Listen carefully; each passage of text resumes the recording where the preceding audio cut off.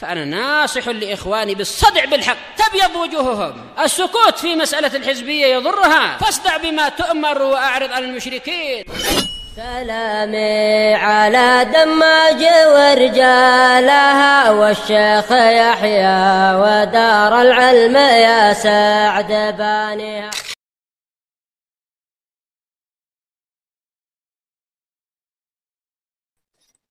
Wa ala alihi wa sahbihi wa man wala. Qala al-mu'allif rahimahullah. Kita masih membahas tentang syubhat, membantah syubhatnya ahli takwil, ahli ta'til yang menafsirkan yadun dengan kekuatan dan juga dengan nikmat. Sudah dua bantahan. Bantahan yang pertama bahwasanya ini menyelisihi zahir dari lafaz, menyelisihi dari zahirnya lafaz. Kemudian yang kedua ini menyelisihi kesepakatannya salaf, karena tidak ada satupun salaf yang menafsirkan yadun dengan kekuatan dan nikmat. Qala al-mu'allif rahimahullah fa in qala laka qail, kalau ada yang berkata kepadamu, aina ijma'us salaf, di mana kesepakatannya salaf itu yang kamu bilang tadi ini menyelisihi ijma'nya salaf. Hatili kalimah wahidah an Nabi Bakar wa Umar au Utsman au Ali yaquluna innal murada biyadillah. Hal ini adalah hakikiyah. Coba datangkan kepadaku bukti ucapan dari Abu Bakar atau Umar atau Utsman atau Ali yang mereka mengatakan bahwa yang dimaksud dengan tangan Allah di sini yadullah adalah tangan secara hakiki. Mana coba? Salaf yang bilang yadun di sini adalah tangan apa? Hakiki mana?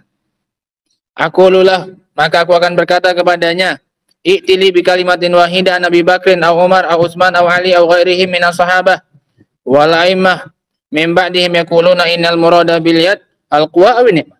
Dibalik cara membantahnya.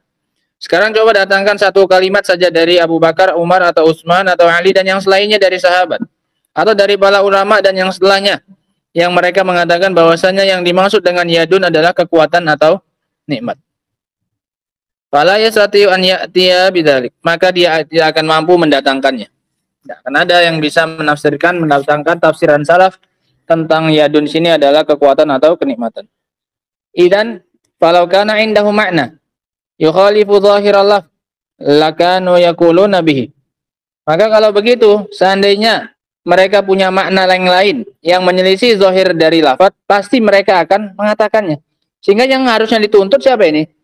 Al-Mu'attilah, mereka yang memalingkan.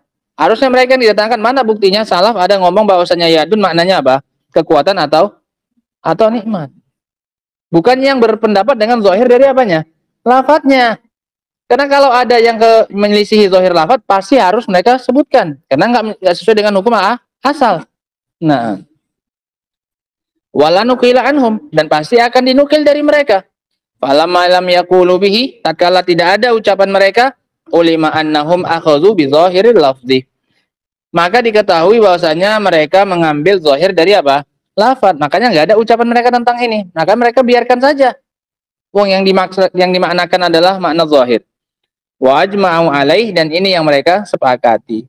Wa hadhihi faidah azimah. Ini ada faedah yang sangat besar. Wa hiya annahu idza lam yunqal anis sahabati ma yukhalifu zahiral kitabi was sunnah, bahwasanya jika tidak dinukil dari sahabat apa-apa yang menyelisihi zahir dari Al-Quran dan Sunnah, tidak dinukil dari salaf sesuatu yang menyelisihi zahir dari kitab atau sunnah, fa innahum la yaquluna bisiwah, maka pasti mereka tidak berpendapat dengan yang selainnya. Pasti pendapat mereka adalah zahir dari apa? Lafaz. Ini rumus. Li'annahumul ladzina nazala al-Qur'anu bi lughatihim, karena mereka adalah orang yang turun Al-Qur'an dengan bahasa mereka. Wa khatabahumun nabiyyu sallallahu alaihi wasallam bi lughatihim, Nabi juga mengajak bicara mereka dengan bahasa mereka. Fala budda an yafhamul kitaba wa sunnah ala zahirihima, maka pasti mereka akan memahami Al-Qur'an dan sunnah sesuai dengan zahirnya.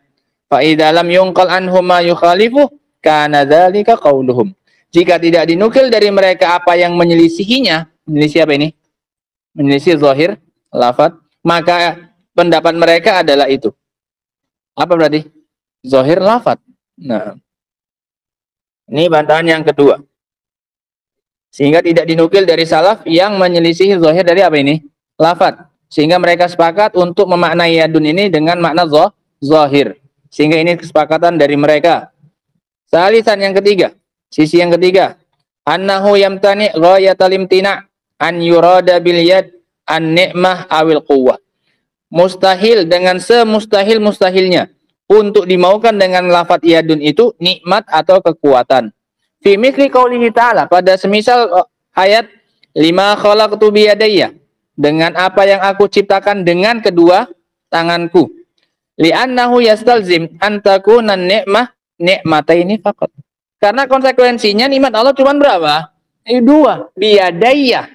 Berarti nikmat Allah cuma dua. Ini mustahil dengan semustahil-mustahilnya. Wa ni'amullahi la tuhsa. Padahal nikmat Allah itu tidak terhitung, tidak terbatas. Yastalzim annal quwwah quwwatan. Kalau kita artikan kekuatan juga konsekuensinya berarti kekuatan itu ada berapa? Dua. Ada enggak dua kekuatan? Kekuatan itu berbilang atau enggak? Ya enggak, kekuatan itu cuma satu. Enggak ada bisa dua kekuatan, tiga kekuatan. Coba keluarkan satu kekuatanmu. Bisa? Enggak bisa. Ya kekuatan itu cuma satu kesatuan. Kalau nikmat bisa ya kan? Ada satu nikmat, dua nikmat, tiga nikmat. Nah, nikmat ini, nikmat itu. Kalau kekuatan. Nah. Maka ini mengandung konsekuensi kekuatan itu ada dua. Wal quwwah bima'nan wahid. Dan kekuatan itu maknanya satu. La yata'addad, enggak berbilang. Fahadat tarkib yamna ghayatan man an yakunal murad bil yad al quwwah awin nikmah. Sehingga susunan kalimat seperti di atas tadi, lima khalaqtu biyadayya, ini mengandung konsekuensi menghalangi dengan semustahilnya bahwasanya yang dimaukan dengan yadun adalah kekuatan atau kenikmatan. Hab annahu qad yumkin fi qawlihi bal yadahu mabsutatan. An yurada bihiman nikmah. Anggap mungkin. Anggap saja mungkin untuk kita bawa firman Allah bal yadahu mabsutatan, bahkan dua nikmat Allah itu terhampar. Anggap kita artikan apa ini? Nikmat. Bahwasanya yang dimaksud dengan yadun di situ adalah nikmat. Ala ta'wil. Kita ikuti pendapat yang apa ini? Mentakwil. Pendapatnya ahli bid'ah. Lakin la yumkin an yurada bi qaulihi lima khalaqtu bi yadayya an-nikmah abadan. Tapi tidak akan mungkin untuk kita artikan dengan nikmat pada ayat apa? Lima khalaqtu bi yadayya sebagai nikmat selamanya. Enggak akan mungkin. Amal quwwah, adapun kekuatan. Lantas apa bedanya Adam dengan siapa nanti? Dengan yang lain-lainnya. Dengan iblis, dengan malaikat. Ya, ngapain disuruh sujud kalau toh penciptaannya sama dengan apa ini? Mereka ya, semuanya kan diciptakan dengan nikmatnya siapa? Allah Subhanahu wa taala. Lantas ngapain malaikat disuruh apa? Sujud. Iblis juga kalau nggak mau sujud ya tinggal bilang saja loh, aku sama kok sama siapa? Dia. Nggak akan dia jadikan alasan dia nggak mau nolak karena apa? Aku dari api, dia dari apa? Tanah. Paham ya kan ya? Kalau sama-sama maknanya nikmat. Oh toh semuanya sama kok, aku dari nikmat, dia pun juga dari apa? Nikmat. Nah.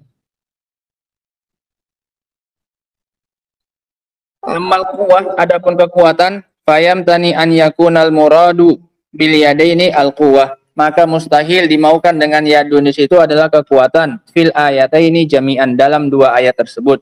Fi qaulihi bal yadahu wa fi qaulihi lima khalaqtu bi yadayya. Li'annal quwwah la tata'addad, karena kekuatan itu tidak berbilang. Ini tambahan bantahan untuk mereka bahwasanya sisi yang ketiga ini bahwasanya mustahil diartikan dengan nikmat dan kekuatan pada contoh seperti lima khalaqtu biyadayya. Nah, karena mengandung konsekuensi nikmat Allah hanya berapa ini?